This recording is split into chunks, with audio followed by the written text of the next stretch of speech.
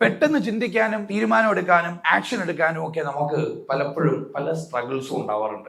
ഇന്നത്തെ ലോകം വളരെ ഫാസ്റ്റ് അല്ലേ, എല്ലാം ക്വിക്ക് അല്ലേ. എവിടെയെങ്കിലും ഈ പറഞ്ഞ ഒന്ന് സ്ലോ ആയാൽ will you be happy? You order a pizza, കുറച്ച് ലേറ്റ് ആയി, വുഡ് യു ബി ഹാപ്പി? നമ്മൾ പ്രാർത്ഥിച്ചൊന്നും കിട്ടിയില്ല, കുറച്ച് ലേറ്റ് ആയി, വിൽ യു ബി ഹാപ്പി? ദൈവത്തെ പോലും കുറ്റം പറയുന്ന സമയമാണ് ഇപ്പൊ. മൂപ്പർക്ക് നമ്മളോടൊന്നും വലിയ കാര്യമൊന്നുമില്ല, നമ്മൾ എന്തോരം പ്രാർത്ഥിച്ചിട്ടൊന്നും കിട്ടിയില്ലല്ലോ. ഇൻസ്റ്റന്റ് ഗ്രാറ്റിഫിക്കേഷൻ എന്ന് പറയും. എല്ലാം ഇപ്പൊ വേണം, ഇപ്പൊ കിട്ടിയില്ലെങ്കിലോ I will not feel happy. എനിക്കെല്ലാം ഇപ്പൊ വേണം. പക്ഷെ നമ്മൾ ചെയ്യേണ്ട കാര്യങ്ങൾ ഇപ്പൊ ചെയ്യാറുണ്ടോ? നമ്മൾ എടുക്കേണ്ട തീരുമാനങ്ങൾ പലപ്പോഴും ഇപ്പൊ എടുക്കാറില്ല. And then we prolong it. Procrastination എന്ന് പറയും. അത് നമുക്ക് ഉണ്ടെങ്കിൽ മാറ്റണം. കാരണം പ്രോക്രാസ്റ്റിനേറ്റ് ചെയ്തുകൊണ്ടിരുന്നാൽ you will never ever create any results. നിങ്ങൾക്കറിയാം അത് ചെയ്യണമെന്ന്, എനിക്കറിയാം അത് എന്റെ ലൈഫിൽ ഇമ്പോർട്ടന്റ് ആണെന്ന്.